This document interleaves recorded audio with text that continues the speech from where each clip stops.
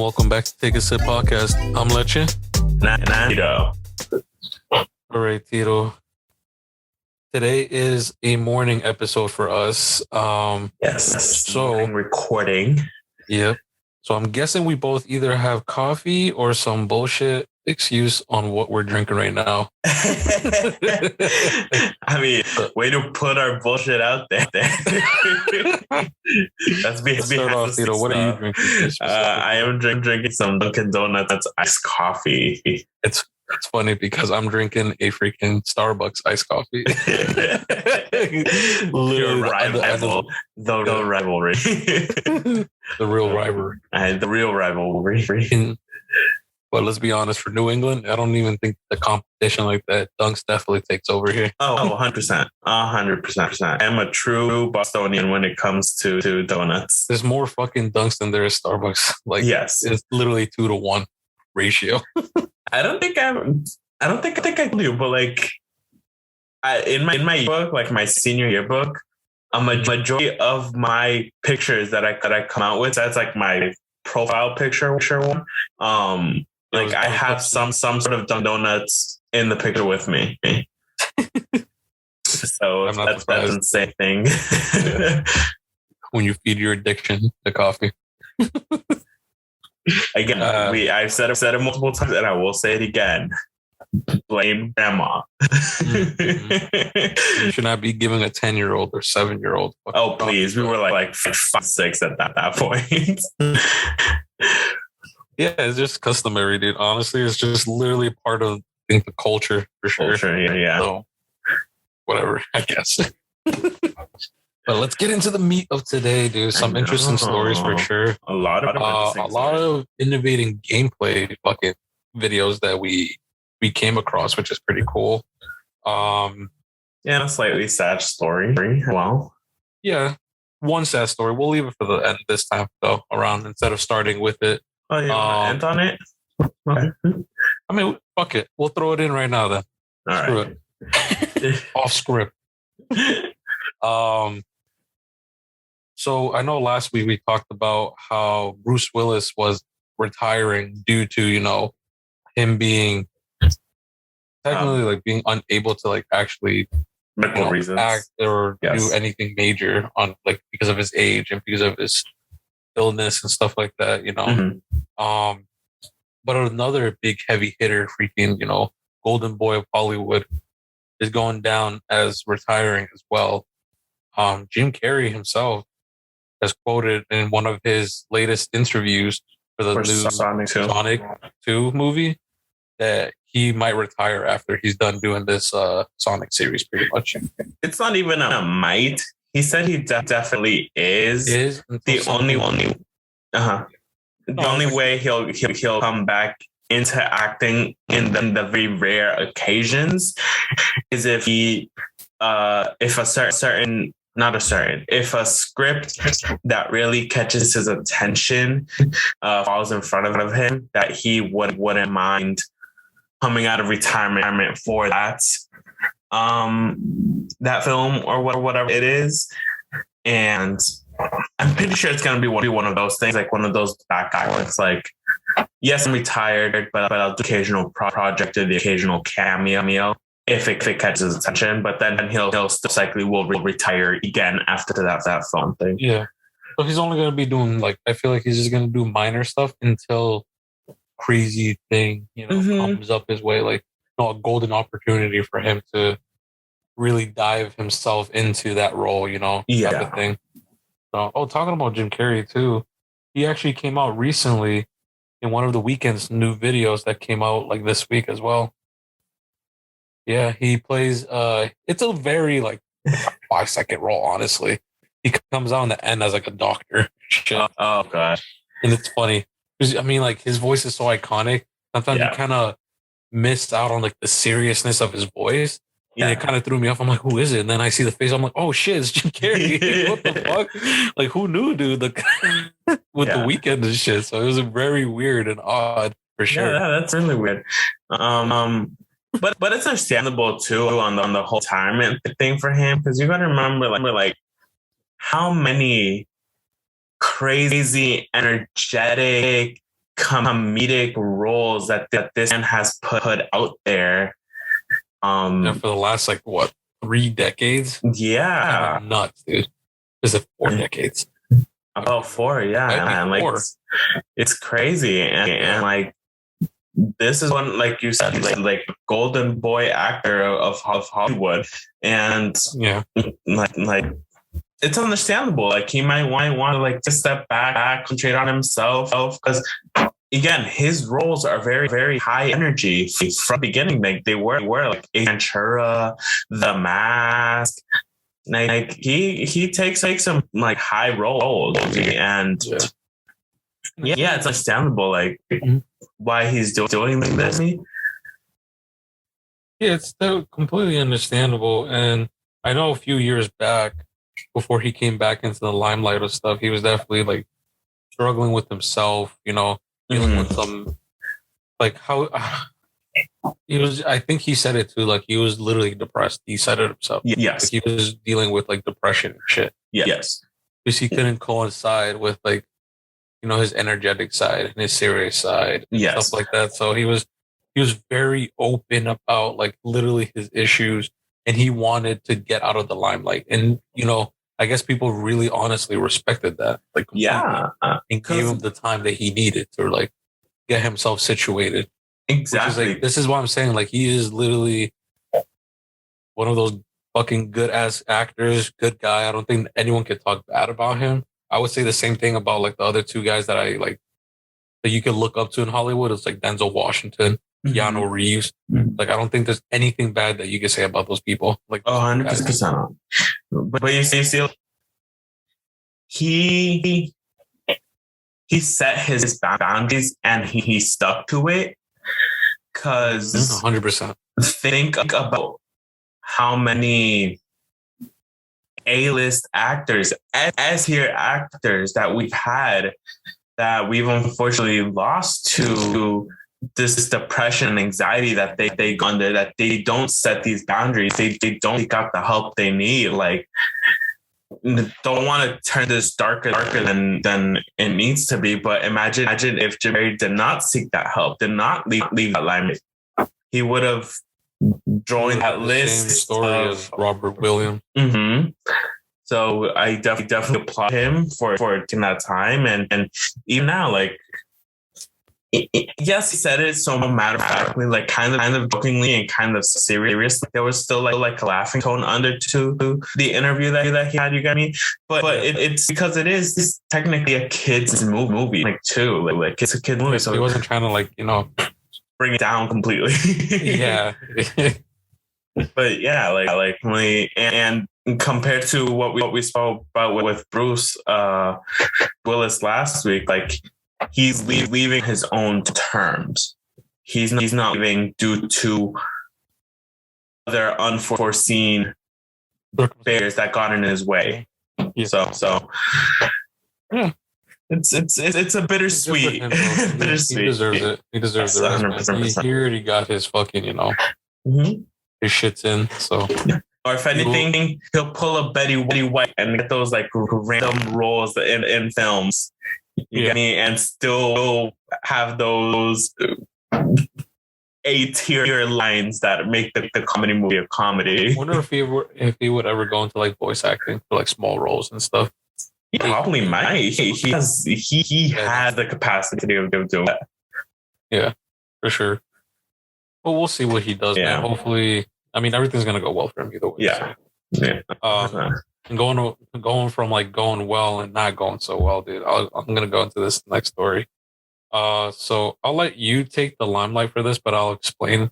So supposedly, you were telling me, according to this article too, they are canceling E3 2022.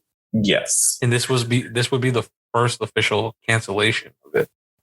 Correct. According to what you were telling me, and according to this article as well that I'm seeing. So yeah. So obviously, due to the past few years of this world pandemic that we have had, we've seen that a lot of these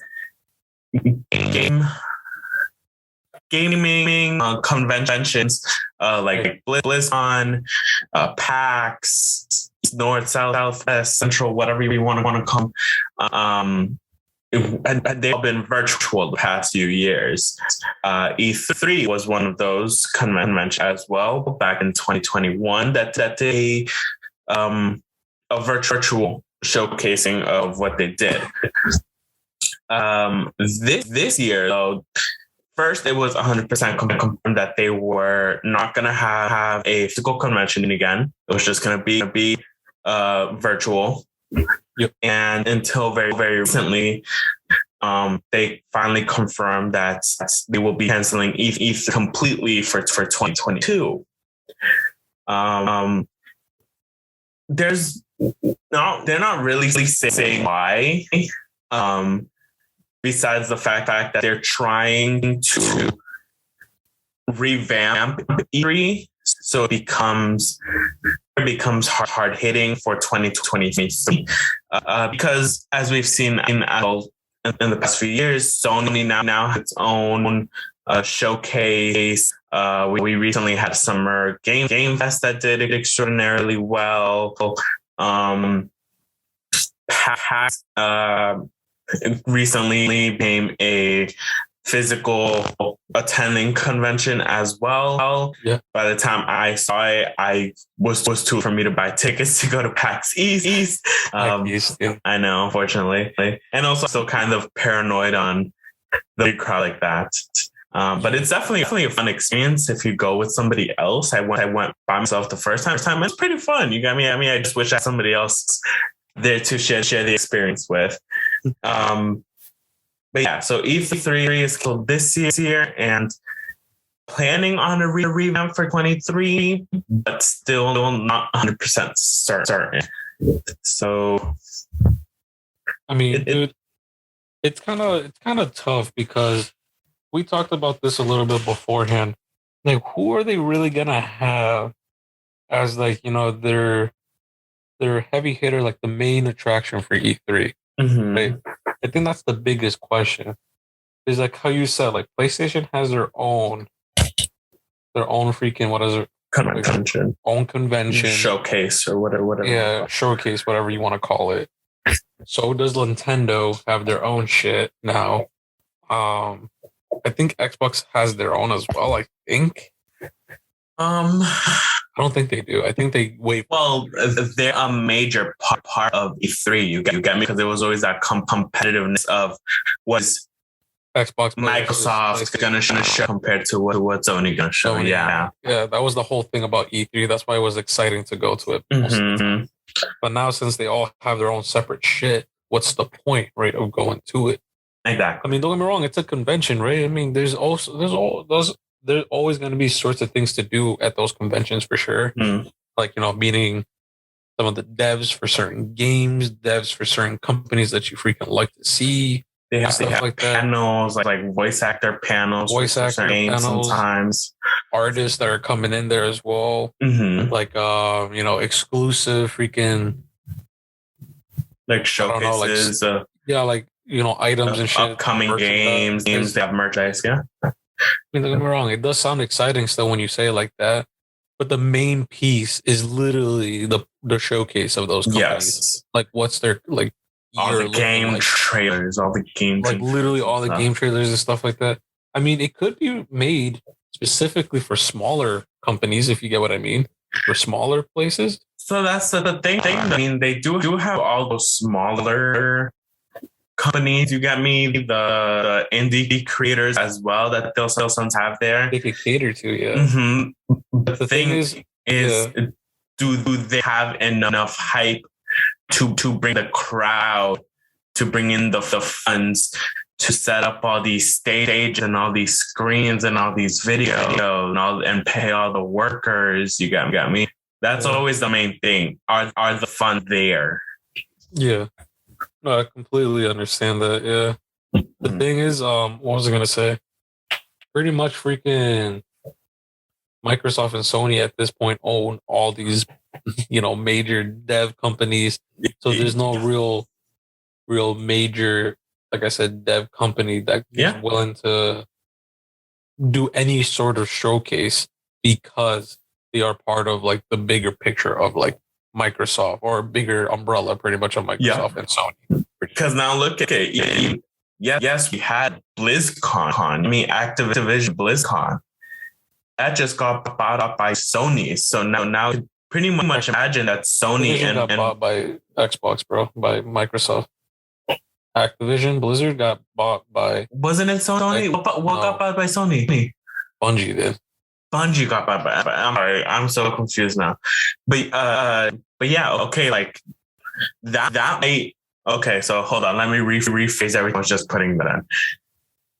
So with Microsoft now also having Activision Blizzard, then yes, that might help E3 because now they technically move BlizzCon in, but BlizzCon was such its own event half the time because they did.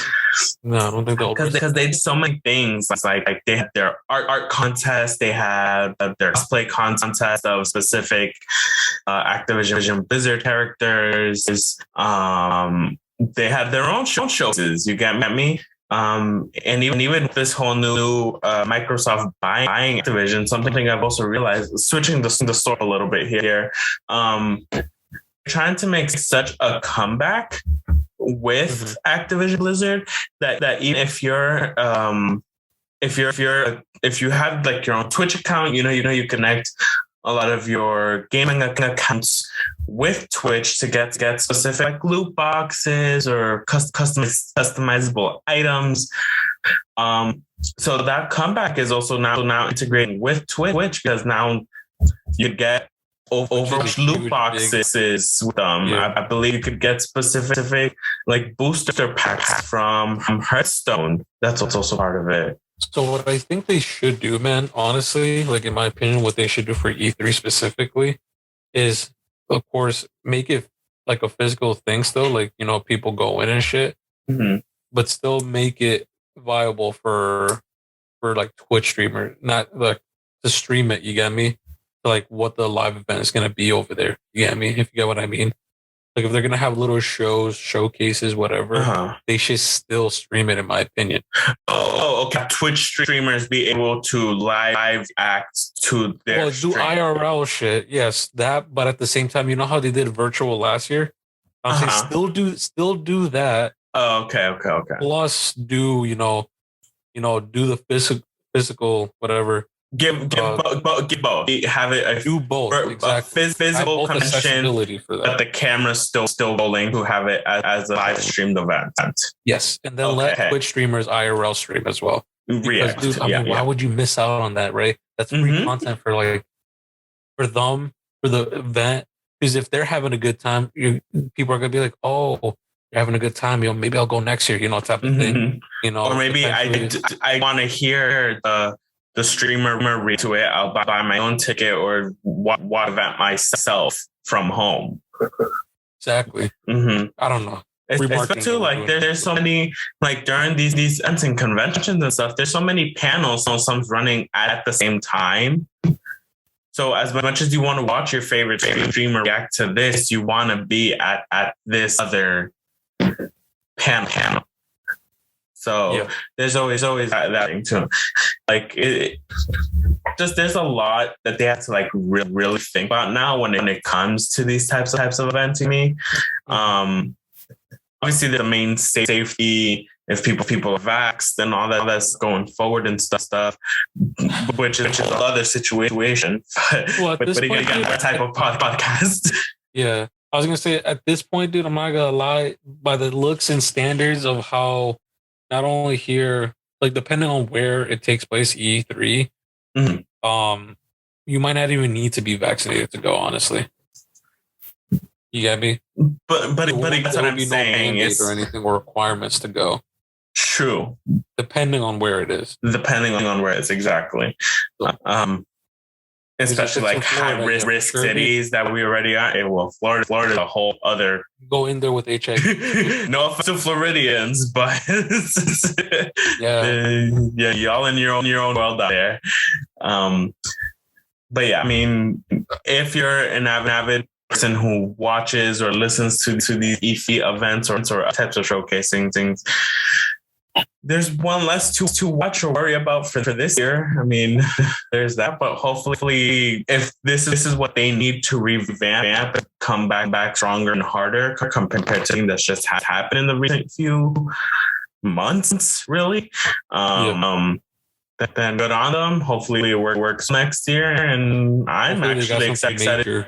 Yeah. I'm excited to see what they come up with. If they're taking a whole year of a hiatus just to revamp their shit, good for them. Let them figure it out. Exactly. Just hopefully they come back stronger, right? That's the hope. Hopefully that's always the point of it, but hopefully they don't fuck it up like I was saying. Yes. The complete opposite of fucking it up, dude. The people who are fucking killing it right now, bro. It's fucking epic, bro. And they're freaking Unreal Engine 5, bro. It looks so good. Bro, it is getting to the point where, like, I was watching these trailers, like, bro, is this a movie trailer? Or like, holy shit. What? Yo, it's getting too real. It really Unreal, was. You're right. It is unreally realistic, bro. Like, Jesus. Blowing my mind here. Bro, but their showcase, they killed it, bro. They was explaining so much shit, dude. And they're saying it's free to like any developers that are like just willing to pick it up and shit, which is fucking dope. Yeah. I mean, we reacted to the beginnings of Unreal. When they first launched it, but that was specific for them only for like. Well, that's what I'm saying. We reacted to it and like we saw the beginnings of it, like what they were doing with it. So now that they've open the gates, pretty much, not even doors, full open the gate to let all these other companies use it. Like two main projects that we've seen that are in the development of using it, like The Witcher 4 or even Gears of the War developers are using it. Yep. These games are looking prime, bro. The Witcher series, bro. I've never played The Witcher. I'm not gonna lie to you. I know people are gonna hate me for saying that. I know you haven't either, Tito. So don't lie. I'm not. But because Witcher 4 is gonna be on the Unreal Engine 5, I might actually fucking go into like, I need to play this game, bro. It is gonna look gorgeous, bro. Especially like on PC. Oh shit, it's gonna look so fucking good. And I got to do it. I got to bring it back to our game, bro. Using Unreal Engine, if they use it for Dead Space and a Bioshock remake, bro. Honestly, no, maybe not. I don't know. I don't know. That would be nice. The thing is, the hope is there. It's all being worked on at the same time. Yeah. If they say like, oh, we're backing it up until like winter of 2023, I'm like, yo, take your time. If it's on Unreal Engine 5, go for it, bro. Yeah. I ain't complaining. Like, I mean, this opens so many doors as well to recreating, remaking, rebooting so many. I mean, it's the year of the nostalgia, if you think about it. Like, it's bringing back these older games back and bigger, better, stronger for us. And I mean, I'm excited, and let alone whatever new projects come out of this as well. Bro, it's just, it's funny because they say the first Unreal Engine game that released so far is the update for season 2 of Fortnite, which is funny to say. So I'm like, damn, dude, literally all this work just to improve Fortnite, bro. A bruh moment. Like, please. Well, I mean, it kind of need it now with no back. I was gonna say they created it, so you can't really complain. Yeah, I mean, that's true. Created it, so that's true. I mean, they got to use their own shit, so they're preaching about it. Self promotion. Practice what you're preaching, Exactly. Even so, then with this this no build, what is it? No build version of the game now out as well. I mean, a lot of other FPS players are now back to Fortnite. You're getting actually avidly playing it. So yeah, supposedly, at least that's what I've been seeing, especially from our guy Wag. Mm-hmm. He says that Fortnite hasn't looked this good in a bit. You get me, since it first came out. Yeah. So he was telling me like specifically like it does look like a new game, you know, like a Fortnite 2, just with the update that they did specifically to the engine, because it looks way better, he said. Because I have been seeing it. Like I saw him playing it a couple of days ago, and I was like, "Oh shit, yeah, it does look cleaner, dude." I'm not gonna lie. Because I feel like for like that is very vibrant and very bright colors. You need to have a lot of that's locked down, because then little minor details like that do shine more than what it would in like a darker style game, Gears of War or Witcher 4, if that makes sense. No, it does. Yeah. So yeah, I mean, and good on them. I mean, I'm still not gonna hack on that. Oh no, yeah, that doesn't convince me. Still, trust me. I'll watch gameplay every now and then from other creators. Yeah, like there's no way to get me back into that game. No will of man will ever get me back into that game. But dude, Unreal Engine 5 is definitely going to be a game changer for the next generation of games. I would say within the next like 5 years, these games that are going to come out using Unreal Engine 5 specifically are going to be fucking nuts. Yeah, they're going to look so fucking good. I'm like, bro, all we have to fucking hope is they don't fuck the game up themselves. You get me? That's true. That's true. Because you could have a gorgeous looking game, but do nothing in it. You get me? Yeah, dialogue could add so many other types of bugs could ruin a certain game. Half loading screens. Bugs using Unreal Engine 5, that would be fucking nuts. I think it'll be hard to break something like that though within the.